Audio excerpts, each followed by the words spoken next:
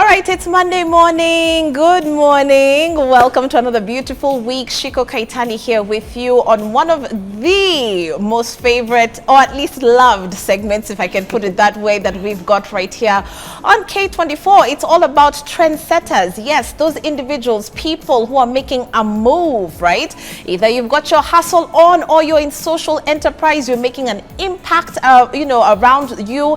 And those are the kind of people that we want to feature on this show, who are actually making a name for themselves. We want you, FYI, to also nominate someone this morning who you think, by the way, this person is making waves. Let us know who they are. You can also check out some of your favorite episodes that we have taped of Trendsetters on YouTube. Just simply search Trendsetters Kenya and you'll actually get those clips there. Kama K at K24 TV is how you can reach us across all platforms. We do have our WhatsApp number at the bottom of your screen. Now today we've got a special one. We're switching things up. In fact, we're bringing things closer home, okay?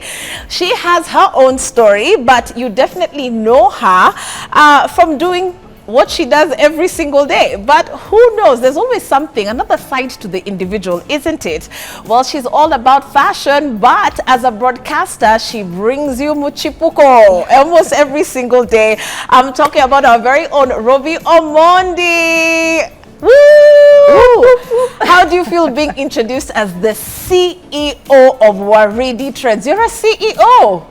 My goodness, it sounds amazing. It actually sounds amazing. Yeah. I like the sound of CEO. You like the sound of CEO? I don't think anyone else would mind that title though. Yeah. Karibu sana, Robi. It's good to see you on the other side. Yes. Does it feel weird? So weird, actually. I'm like, okay, now am I supposed to ask your question? Am I supposed to wait to answer your questions? But I'm very happy. I'm excited. Yeah. And thank you. Thank you for having me. Absolutely. I think for me, what I loved about your story is the fact that you dared to do something different despite you being, a career woman in the media. And so, first of all, you're into fashion. I know grooming is a very huge thing for us. Yes.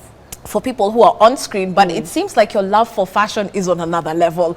So tell us about that. All right. So basically, I come from a family of 4, and growing up, my mom was a tailor. She was a teacher, a primary school teacher, but she really loved to do tailoring, and we used to wear clothes that she made for us. Oh, nice. Like at some point, I used to ask myself, or maybe she just wanted to reduce the cost of buying clothes, because we used to wear machi-machi with my brother. After my sister was born, now we were machi-machi with my sister. But I really loved the fact that she used to want to make clothes for us. And now that I'm older, I see that in myself, because it's very difficult to find something that you really like. If you find something that you like, someone else has. It's Kenya uniform. Like if you go to Nairobi right now, you'll probably find someone else wearing a cloth that you really like. Then you're like, I don't like that. So personally, I come from that space where I like clothes, I like looking good, and it doesn't have to be expensive for me to look good. So growing up, I liked that. I went into campus, I went to Multimedia University. Those who live in Rongai know Kware Market very well.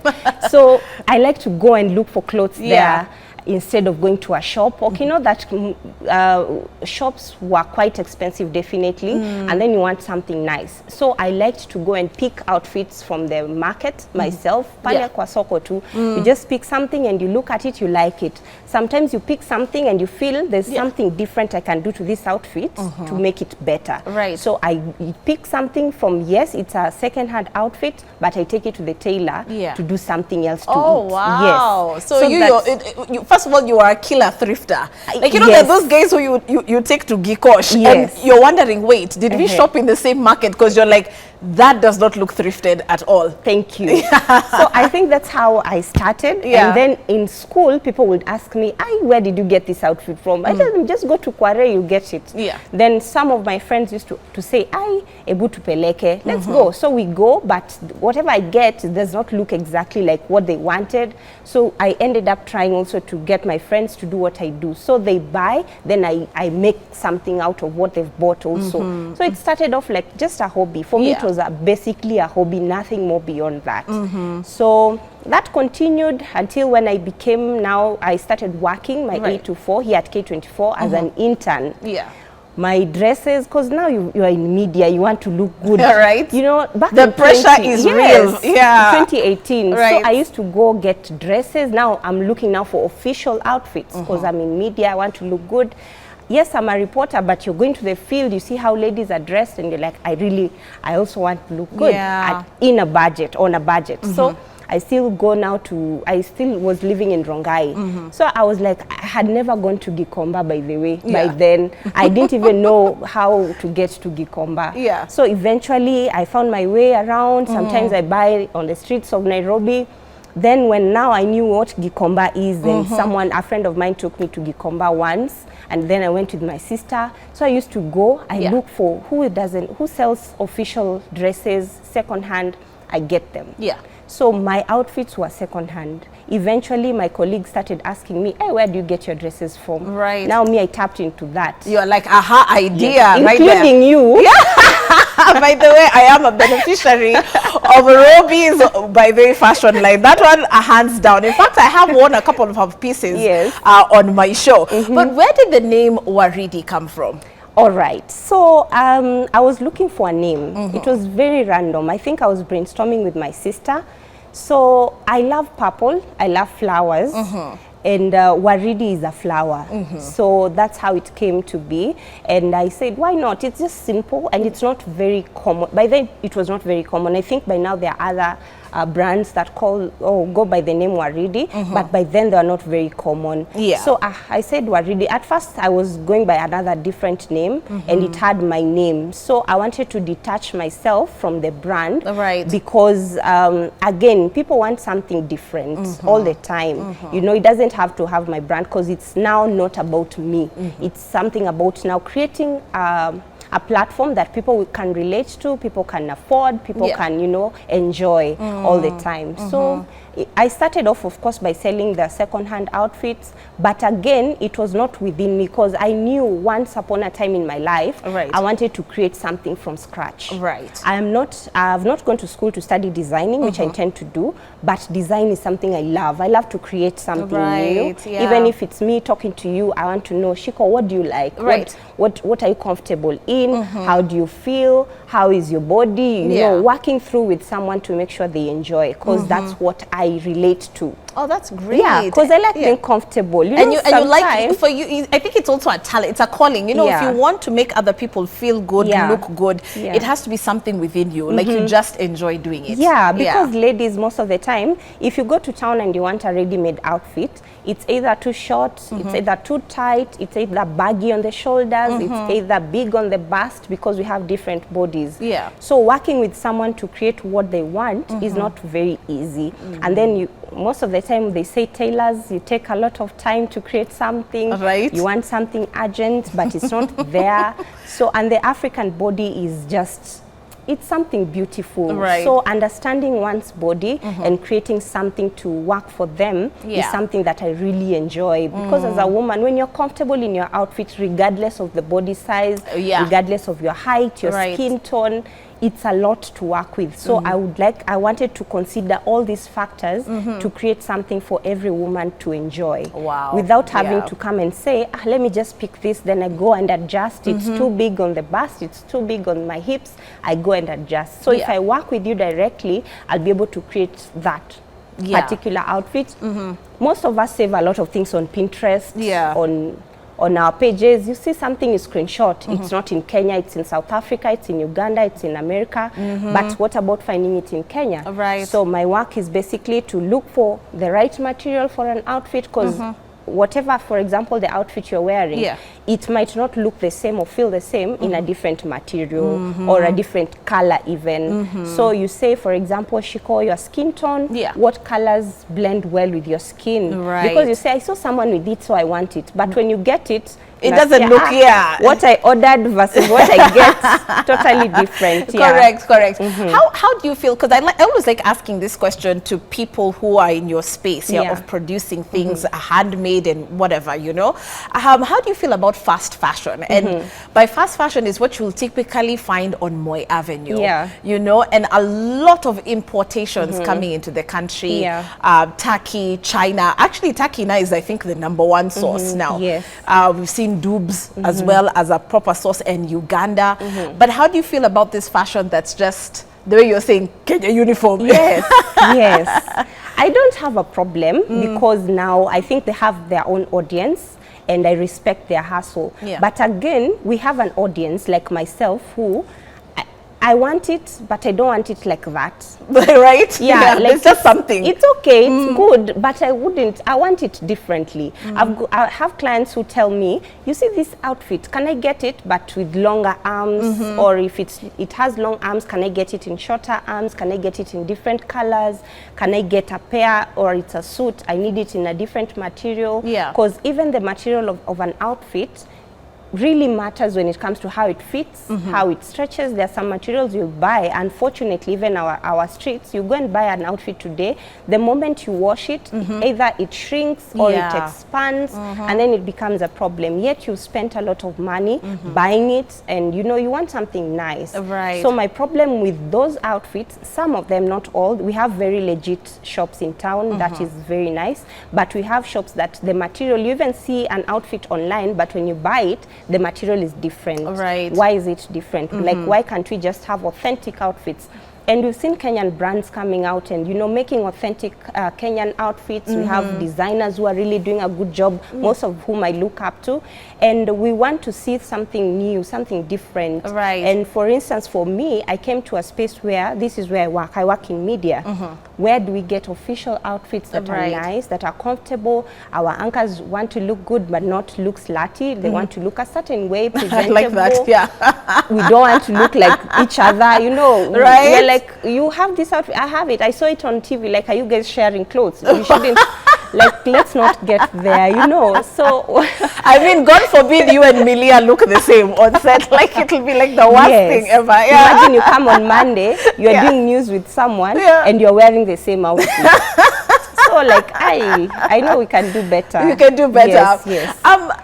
Everybody tends to have a way to describe their brand, and you know, when you talk about what kind of style you want to put out there and be known for, what do you describe Waridi as? You know, is it trendy? Is it stylish? Is it classic? How would you describe it? Wow, that's quite a question. You know, I don't know. Someone else asked me that question, and I was like, I don't want to define my brand because my clients will define the brand for me. Okay. If it's Shiko, can we create something for you that doesn't have to match anything else that you've seen with someone else? Because everyone wishes, it's okay to say, I want something like that. I saw it with someone. Yeah. But again, are you that person? You're not that person. So basically, my brand comes out as something to define everyone, individuality.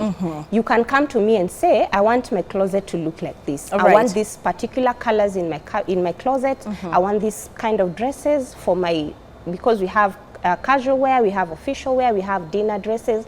I make anything. I say I believe I can make we can create anything, especially from what my client wants. So it can range from class, trendy. I'm not so sure about that because sometimes trends fade away. I don't want to create something that will fade away. I want you to have an outfit that you can have it today, and 10 years from now, you'll still have it, style it however way you want, but it's still in style and it's still, you know, something classic basically and interesting at the same time. Right. Yeah. So what's work like, you know, on the production line?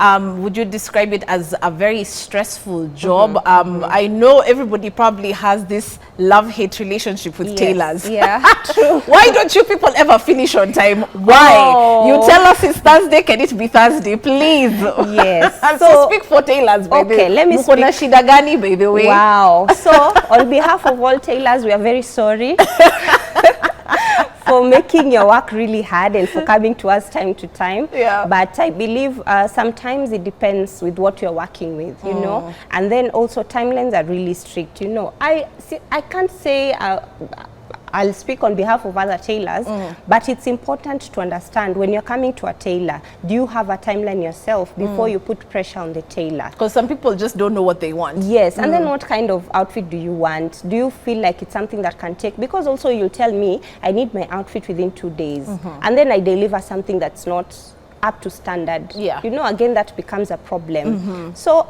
tailors have their weaknesses, but we can work together from myself as a designer or whoever I'm creating for, and you as the one who is approaching me. Because you knew maybe you have an event 3 days ago. Try and start early. Tell me I need something simple because I have 3 days to my event. Right. And also to tailors, if you cannot work with 3 days, it's okay to say, no, I can't. Right. That's me. I will not tell you I'll be able to make your outfit within 2 days if I can't. I'll be shortchanging myself, because again, you will come to me another time, or you'll give up on me and say, that one does not take work because they're not fast enough. So it's okay to say no politely and in a good way, and also to understand how am I communicating with this client. Some tailors will switch off their phones on you, yet you've paid a deposit and all that. So I believe it's just communicating. It's okay to say no politely, and even tell them, next time maybe tell me 3 days before or 4 days before. For me, I tell my clients, my work takes this, after also talking to my tailor, because I don't do the tailoring myself. I have a tailor who has been very good to me, to my work, and I really appreciate it. It's been 1 year now. Yeah, and yes. The anniversary is coming up. Keki is on the way. By the way, you know, when we talk about some of the pieces that have been produced by Waridi, you'll see a lot of on-screen personalities rocking some of the Waridi pieces. And, you know, we'll be sharing those images as the conversation is moving along. But one thing I also want to congratulate you for is that you're slowly creeping into the wedding space. Was it something you imagined you'd ever want to do? And I'm sure you guys meet bridezillas all the time. Yes. And the team that follows her. So how is the wedding space taking you? It's not bad. It's actually very good, because you're creating something for a dream. You know, this is someone's dream. Whether it's the bridesmaids, right now we are doing bridesmaids. It's amazing because you listen to someone, they tell you, I want my bridesmaids to look like this, I want this color, and you understand this is someone's dream. And when you're joining yourself or your work to someone's dream, it's also fulfilling in some way. So it's amazing. We are trying to see how we can dive into that space more. Even though it's very difficult, because these are people who, they're very sensitive at the same time, you know. You can't go into someone's wedding space or their time and you start, you know, you have to listen to them, understand their vision, understand their dream, then create that for them. So I know. It's interesting, and hopefully you'll see the pieces we're making. I'm working on one at the moment whose wedding is around June, July, August. So we are still creating something for them, and hopefully things will go well. This is a good time before we take a short commercial break to kind of speak to those who are in your industry about customer relationship, customer, let me say, tailor relationship. Because it's important. We've seen a lot of cases whereby people will just feel vexed by whoever is making their outfit because there's not any good PR involved. So first of all, how do you go about even advising people on the type of style that suits them? How do you discourage these bridezillas who are out there, or the bridesmaids, and be like, honey, I don't think that style suits you. If you know you're heavy on the bust area, you know, a love heart's not gonna work for you. Why don't you try this? Why don't you try that? So how do you keep them coming? Wow. One thing I know about working with people, you're not, customer is always right. I believe that's what most business people say, but you can listen to what they want and also try to make them see where you're coming from, having worked on the same projects before. Make them understand that the body type, because also your bridesmaids want to be comfortable on your day. You don't want someone dancing and they're pulling up their dress, they're trying to make themselves comfortable. So you try also to make them understand that if these are your bridesmaids, make them be comfortable. You don't have to make all of them look the same. Their colors can be the same, but the design should also matter to them and complement the colors that you've chosen. So it's, as you said, communicating and understanding what is her dream. Does it have to be the same design? Then make them look comfortable, make and look and feel comfortable at the same time. So just communicating to them, show them that you understand your job as much as you understand their vision and their dream. How does Waridi bring on a competitive edge, Robi? We've seen tailors who will charge an arm and a leg. We've also seen people who are all about nguo affordable, Yeah. you know? Yes. But at the same time, the pieces kind of look the same. So where do you fit in that scale? Price is quite a sensitive thing. At the moment, for example, for me, I don't have a physical shop, okay? I do online, I communicate with my clients, I meet them because I take the measurements myself. I want to know what my client wants and make them understand quality is my priority to me as a creator. I want to make sure that I deliver quality on time and also affordable. Yeah. I believe so far I've been very fair to my pricing, not because I'm cheap, but because I want to create something that will make them comfortable and they can afford at the same time. That was my initial plan from the word go. And even though I proceed to have a shop, which I pray to have very soon, which I'm working on, it's about, you know, sometimes overcharging does not make you top of the brand or make you look like you're doing something very serious. So I want to have something that is good, that is good quality. Material really matters to me because I don't want to buy something today, then 2 days later I'm done with it. Because either it's torn, the seam is done, for whatever reason. Yeah, quality. So even sourcing for the fabric matters for you. It's a very important process for you. Personally, I have to shop. Like whether I send my fundi, I have to see the material, I have to feel it before the work begins. Because if I don't deliver quality, how will I retain my clients? How will my clients say, hey, that lady can deliver good material, good quality outfits, especially even working with pregnant women. Hey, my goodness. Yeah, so quality over everything. Yeah, quality and affordability. Yes. Okay, those two meet. Okay, they merge when we talk about Waridi. I hope you're feeling the vibe already, ladies and gentlemen, and you're already checking her out on her social media platforms. But that being said, we want to take a short commercial break on Trendsetters. Remember, we are always about featuring individuals who are making a name for themselves, whether it is in the business space, whether it is in the social enterprise space. We also want to hear about people who are making an impact with what they're doing. When we get back, we'll be talking a little bit more about entrepreneurship with Robi. Let's hear some of the tips that she's going to be giving some of you out there who are thinking, can I really strike out and do this on my own? Also, what are some of the life lessons that you know, she's picked up along the way as an entrepreneur? We'll be catching up with more from the CEO. Hey, my own work with CEO. Stick with us, ladies and gentlemen. We'll be back.